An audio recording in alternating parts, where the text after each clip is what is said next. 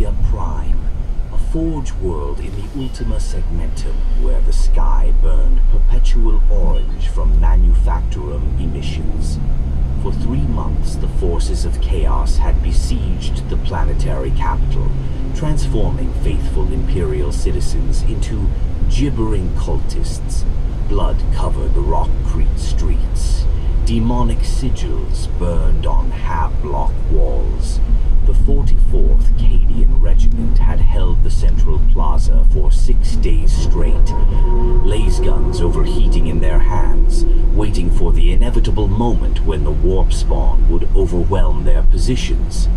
Then reality hiccuped. No warp signature, no psychic scream, no distortion in the Immaterium's currents. One moment, the plaza was empty except for corpses and spent shell casings. The next, a man stood there, bald head gleaming under the hellish sky, wearing a yellow jumpsuit with a white cape, looking around with mild confusion. "Huh," Saitama said, scratching his head. "This isn't the supermarket." 300 meters away, Sergeant Castor of the 44th Cadian lowered his binoculars, his weathered face frozen in an expression between shock and disbelief. In 30 years of service across a dozen war zones, he'd seen chaos sorcerers materialize in gouts of flame, Eldar warlocks phase through reality, even a demon prince rip through a cathedral ceiling. But this was a man in a ridiculous costume, standing in the open, apparently lost. "Sir," Castor's Vox operator whispered, Is that an abhuman?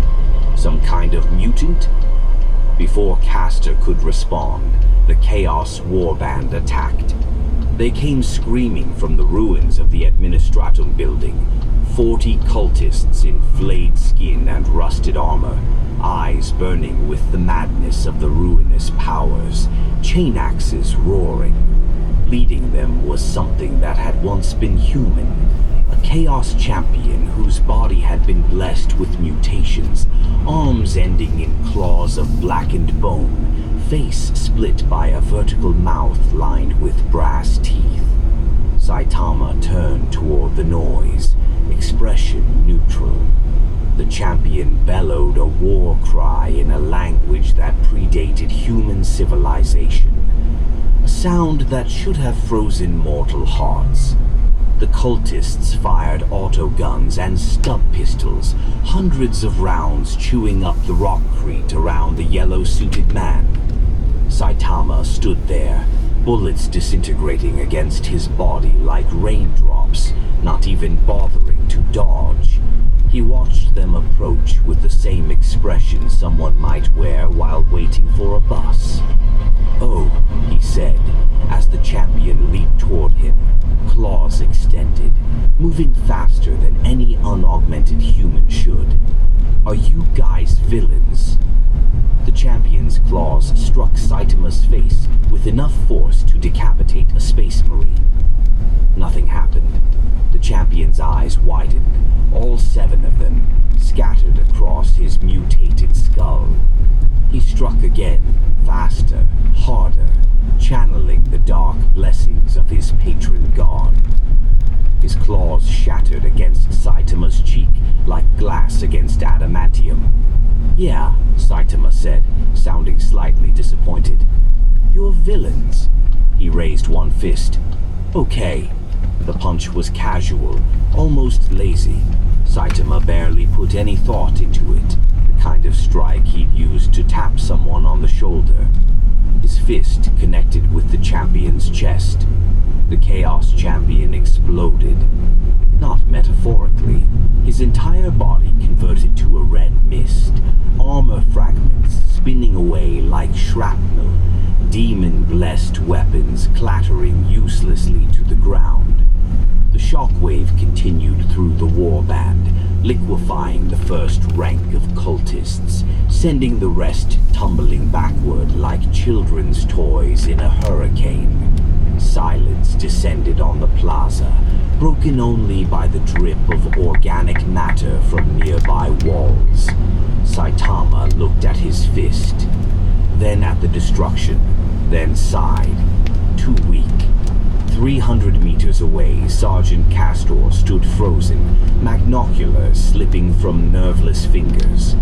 Around him, veterans who'd held lines against demonic hordes began to whisper prayers to the God Emperor, making the sign of the Aquila with shaking hands. The remaining cultists, their chaos-addled minds struggling to process what they'd witnessed, did something unprecedented. They ran.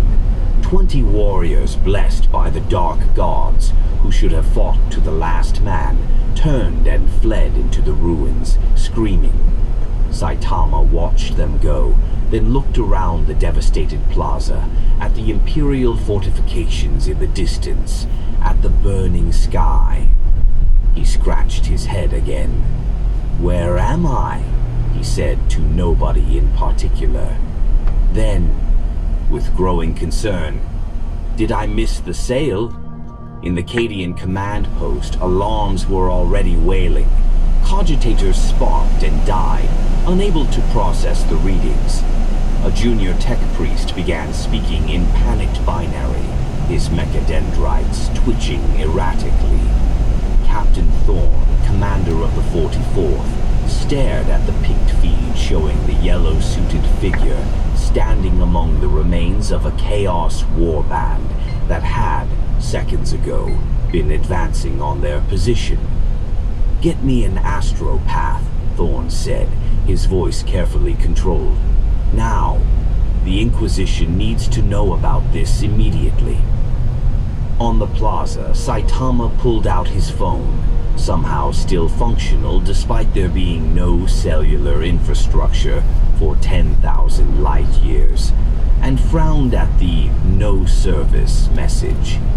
He pocketed it, adjusted his cape, and started walking toward the Imperial lines, figuring that people with that many guns probably knew where the nearest grocery store was. Behind him, in the ruins, something stirred. A chaos sorcerer, who'd been preparing a ritual to summon a demon, peered out from his hiding place, his mind racing. He'd felt no psychic signature, no connection to the war, just physical force. Impossible, absolute terrifying physical force. The sorcerer began to smile, his Vox-corrupted voice crackling as he activated his comm bead. "Lord Vexarius," he whispered to his distant master, "we have a problem, and an opportunity. If you crave stories of cosmic collisions where unstoppable forces meet immovable universes, smash that subscribe button. The Emperor protects those who support the channel, and trust me, you'll want to see what happens when the 41st millennium tries to deal with someone it literally cannot kill." The 44th Cadian formed a firing line as Saitama approached, 300 laser guns trained on the yellow-suited figure, walking through no man's land like he was taking a morning stroll. Sergeant Castor stood at the center, his laser gun's power cell maxed out, finger resting on the trigger with the discipline of 3 decades of warfare. Every instinct screamed that this was a threat. Nothing human could do what they'd just witnessed. "Hold fire," Captain Thorne's voice crackled over the Vox. "Do not engage unless I give the order." Saitama stopped about 20 meters from the fortification, looking up at the sandbags and plasteel barriers with mild interest. He waved. "Hey, do you guys know where the nearest grocery store is? I was in the middle of shopping, and then I ended up here."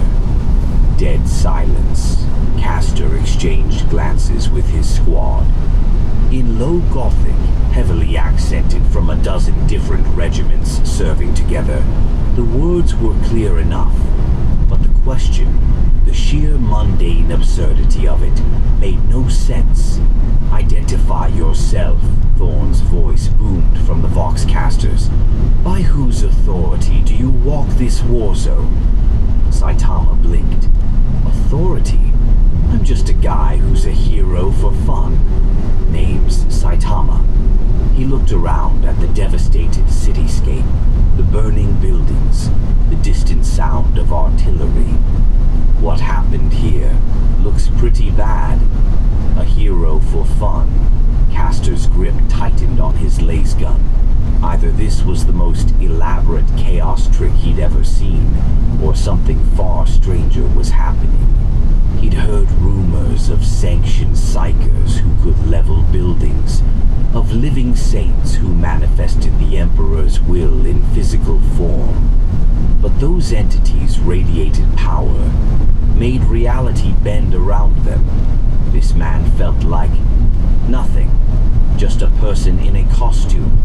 The forces of chaos have besieged this world for 3 months, Thorn responded, his voice cautious. You claim ignorance of this? Where do you hail from, stranger? City Z, Japan, Earth, Saitama said immediately. Then he paused, frowning. Wait, what year is it? By the Imperial calendar, it is 9999 M41, Thorn said. The 41st millennium. Saitama's expression didn't change much. He rarely showed strong emotion, but his eyebrows raised slightly. Huh, that's pretty far in the future. He scratched his head. So I guess the supermarket isn't nearby then. In the command post, Captain Thorn stared at the picked feed, his augmetic eye whirring as it zoomed in on Saitama's face. The man showed no signs of mutation, no chaos corruption, no Xenos contamination. Just a bald human in a yellow jumpsuit asking about groceries while standing in the aftermath of a massacre he'd apparently committed single-handedly. Tech Priest Yazov, Thorn said to the robed figure hunched over a cogitator bank. Analysis. The Tech Priest's mechadendrites writhed as data flooded his neural implants. Auspex readings are contradictory, Captain. No warp signature detected. No psychic resonance. Bioscanners identify him as baseline human. No augmentation. No genetic modification beyond standard human parameters. But that is clearly impossible given observed combat performance. Could it be a blank? Asked Lieutenant Cross, referring to the rare soulless humans who nullified psychic phenomena. Negative. Blanks register as voids in the immaterium. This individual registers as nothing. As if our instruments cannot perceive what he truly is. On the plaza, Saitama had started looking around with growing concern. Is there anyone I can talk to about getting back home? Maybe someone in charge. I've got vegetables in my shopping basket that are probably going bad. The absurdity of the statement, delivered in complete sincerity, finally broke Castor's professional composure. He lowered his laser gun slightly, glancing at his squad. They'd all seen it. The Chaos Champion reduced to paste, the cultists fleeing in terror. And this man was worried about vegetables. Sir, Castor voxed to Thorn. Permission to speak freely. Granted. I think he might actually be serious about the groceries. Before Thorn could respond, a new voice cut across the Vox channel, cold and absolute. All units stand down. The Inquisition is assuming command of this situation. The effect was immediate. Even Captain Thorn, a veteran of 40 years with commendations for valor, straightened instinctively. The Inquisition's authority superseded all military command. When they spoke, even Lord Commanders obeyed. A Valkyrie assault carrier screamed overhead, its engines howling as it descended toward the plaza. The dropship's side doors were already open, revealing figures in black carapace armor, storm bolters held at the ready.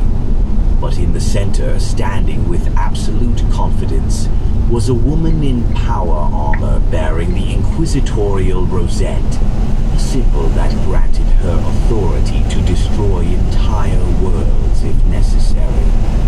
Inquisitor Carmilla Vex had been on Varsavia Prime for 2 weeks, hunting a Chaos cult's leadership. She'd been in the middle of interrogating a captured sorcerer when every psychic ward in her chamber had suddenly sparked and died. Not overloaded, simply ceased functioning, as if something had briefly made them irrelevant. Then the reports came in. A figure. A Chaos warband obliterated. Impossible power. The Valkyrie touched down, and Vex stepped out, her power armor's servos humming. She was flanked by 6 inquisitorial stormtroopers, each one a veteran of operations that would make Imperial Guard soldiers weep. Her augmetic left eye, replaced after a demon had clawed it out on Cronus III, scanned Saitama with every spectrum available to Imperial technology. Nothing. No data. Just a man. Saitama looked up as the armed figures surrounded him, hellguns pointed at his head. Oh, are you guys in charge? Great. I need to ask about... Silence, Vex commanded, her voice amplified by her armor's vox speakers. She walked forward until she stood 5 meters from Saitama, studying him with the intensity of someone who'd made a career of identifying threats. You will come with me for questioning, resist, and you will be terminated. Do you understand? Saitama looked at the guns, then at Vex, then shrugged. Sure, I guess. Can I ask questions too? Because I'm really confused about where I am. Vex's augmetic eye flickered, processing. This was wrong. Everything about this was wrong. She'd interrogated greater demons who'd shown more concern when threatened. Either this man was phenomenally stupid, or... What is your name? She demanded. Saitama. Your rank and regiment? I don't have one. I'm not a soldier. Then what are you? Saitama thought about it for a moment. A hero, I guess. I fight monsters and bad guys. For fun, mostly. It's a hobby. One of the stormtroopers made a noise that might have been a suppressed laugh. Vex silenced him with a glare. You destroyed a Chaos warband single-handedly, Vex said, her voice dropping to a dangerous tone. You claim to be a hero for fun. Do you understand the severity of your situation? The Imperium of Man does not tolerate unregistered psychers, mutants, or Xenos infiltrators. I'm not any of those things, Saitama said reasonably. I'm just strong. I did 100 push-ups, 100 sit-ups, 100 squats, and ran 10 kilometers every single day for 3 years. That's it. The silence that followed was profound. Tech Priest Yazov, monitoring from the command post, performed 17 different calculations simultaneously. The training regimen described was standard physical conditioning. Effective for baseline humans, certainly, but it would produce soldiers of moderate capability, not whatever this was. Vex activated her Cyber Eagle's auger systems, letting the cyber familiar scan Saitama from above. Still nothing. No warp taint, no mutation, no sign of anything except baseline humanity taken to an impossible extreme. Stormtroopers, she said quietly. Stun setting. Target acquired. 6 hellguns fired simultaneously, each beam calibrated to incapacitate without killing. The last fire struck Saitama's body with precision. He stood there, completely unbothered, as energy that should have rendered him unconscious dissipated against his skin like flashlight beams. Was that supposed to hurt? Saitama asked, checking his jumpsuit for damage. These beams are pretty bright. Vex's hand went to her bolt pistol, loaded with blessed ammunition, each round capable of destroying demons. Her finger rested on the trigger as decades of inquisitorial training warred with survival instinct. She'd faced Chaos Champions, rogue psychers, even a Necron Lord once. But this was something outside the Imperium's framework entirely. "Stand down," she finally said to her stormtroopers. Then to Saitama, "You're coming with me, not as a prisoner, as a person of extreme interest to the Inquisition." "Okay," Saitama said agreeably. "But seriously, can someone tell me where I am and how I get back? I'm going to miss the sail."